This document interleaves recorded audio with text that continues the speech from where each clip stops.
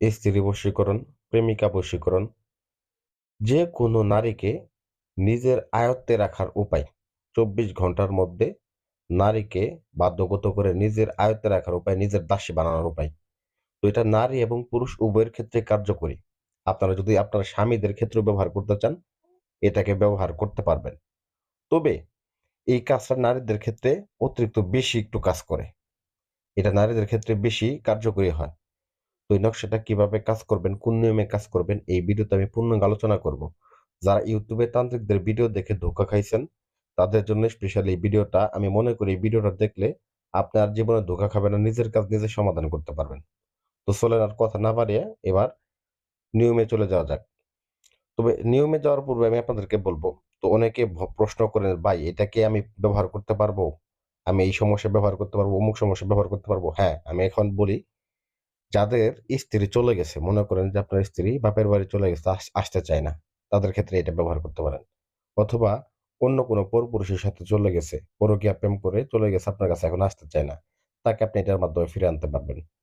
আবার দেখা গেছে অনেক সময় এটার বিপরীত ঘটে, অনেকে স্বামীও এরকম করে, অন্য নারীর পাল্লায় পড়ে যায়, অন্য নারীর সাথে পরকীয়া করে, সেক্ষেত্রে আপনি এটাকে ব্যবহার করতে পারবেন।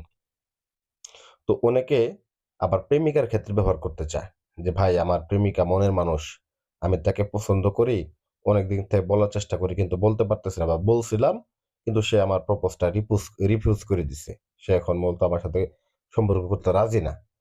তো সেক্ষেত্রে আপনি এই বিদ্যাটা ব্যবহার করবেন। তো এখন বলতেছি এই বিদ্যাটা ব্যবহার করার জন্য কি করতে হবে। প্রথমত, ওই যাকে আপনি বশ করবেন তার নামটা নিতে হবে, ওই মেয়ের মায়ের নামটা নিতে হবে, আপনার নাম নেবেন, আপনার বাবার নাম নেবেন, নিয়ে যে কোনো শনিবার অথবা মঙ্গলবার দিন আসন করে বসবেন। তবে আসন করে বসার পূর্বে আপনাকে একটা কাজ করতে হবে, যেটা হচ্ছে ২ টা তাবিজ আপনাকে কিনে আনতে হবে। আপনার দেখা গেছে বাজারে কবিরাজির মম-টম বিভিন্ন জিনিসপত্র বিক্রি করে, ওগুলো দোকানে গেলেই আপনারা ২ টা তামার তাবিজ কিনে আনবেন। ২ টা তামার তাবিজের উপরে দেখা গেছে যে এই ভিতরে এই নকশা ২ টাকে ঢোকাবেন আপনারা। তো নকশা অঙ্কন করবেন কি দিয়ে? অঙ্কন করার ক্ষেত্রে এটাকে ব্যবহার করবেন কামসিঁদুর। ১ নাম্বার কামসিঁদুর ব্যবহার করবেন। দ্বিতীয়ত হচ্ছে আপনার বীর্য। আপনি যদি মেয়ে হয়ে বশ করেন কোনো ছেলেকে, তাও আপনার বীর্য দিতে হবে। যদি ছেলে হয়ে বশ করেন কোনো মেয়েকে, তবুও আপনার বীর্য দিতে হবে। অথবা কনিষ্ঠ আঙ্গুলের ১ বিন্দু রক্ত। বীর্য যদি না দেন, এই কামসিঁদুরের সাথে কনিষ্ঠ আঙ্গুলে ১ বিন্দু রক্ত হইলেও দিতে হবে। দিয়ে এটাকে গোলাপ জল দ্বারা ভালো করে কালি বানায় নিয়ে ভুজ পেপারের উপরে সুন্দর করে অঙ্কন করতে হবে। ভুজ পেপারটা কিন্তু ফাটা-ছেঁড়া থাকলে হবে না। সুন্দর করে ভুজ পেপারের উপরে অঙ্কন করবেন ডালিম গাছের ডাল দিয়ে। তো এখানে বিষয় হচ্ছে, এগুলা কিন্তু দেখা গেছে নিরিবিলি এবং ঠান্ডা মাথায় করা কাজ। অনেকে তাড়াহুড়া করেন। এই তাড়াহুড়া করাতে দেখা গেছে আপনাদের কাজ হয় না। এটা আপনারা মিস করেন। এই জিনিসগুলা শুরু করার পূর্বে অবশ্যই মন স্থির করবেন এবং যাকে বশ করবেন তার যে বিষয়টা, তার ছবিটা বা তার চেহারাটা আপনার মনে প্রাণে, আপনার মনের চোখের সামনে আপনি নিয়ে বসবেন যে তাকে আপনি বশ করতেছেন। তো তারপরে ভিউয়ার্স, আপনারা ভুজ পেপারের উপরে অঙ্কন করার পরে নিচে তার নাম, তার মায়ের নাম, উপরে আপনার নাম, আপনার বাবার নাম সুন্দর করে লিখে ২ টা নকশা লিখে ২ টা তাবিজের মধ্যে ভরবেন। একটা তাবিজকে আপনার কাছে আপনি ধারণ করবেন, আপনার কোমরের মধ্যে বাঁধবেন।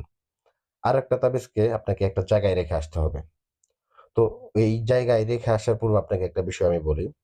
ওই জায়গায় রাখার পূর্বে অবশ্যই আপনাকে প্রায় ৫ কেজি দুধ এবং কিছু কলা ভোগ দিতে হবে, বা কোনো গরিব মিসকিনকে দান করে দিতে হবে।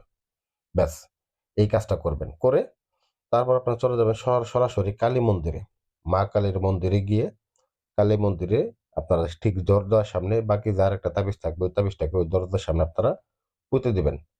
পুঁতে দিয়ে এখান থেকে চলে আসবেন। এতটুকুই আপনার কাজ, আর কোনো কাজ নেই। তো অনেকে বলতে পারেন, ভাই এই সকল জিনিসপত্র তো ম্যানেজ করা কঠিন। ভাই একটু কঠিন হবেই, কোনো কারণ বশীকরণ আসলে মুখের কথা না। অনেকে বলে, ভাই একটু খালি মনের পরিবর্তন করেন। ভাই একটু পরিবর্তন করলেও আপনাকে কাজ করতে হবে?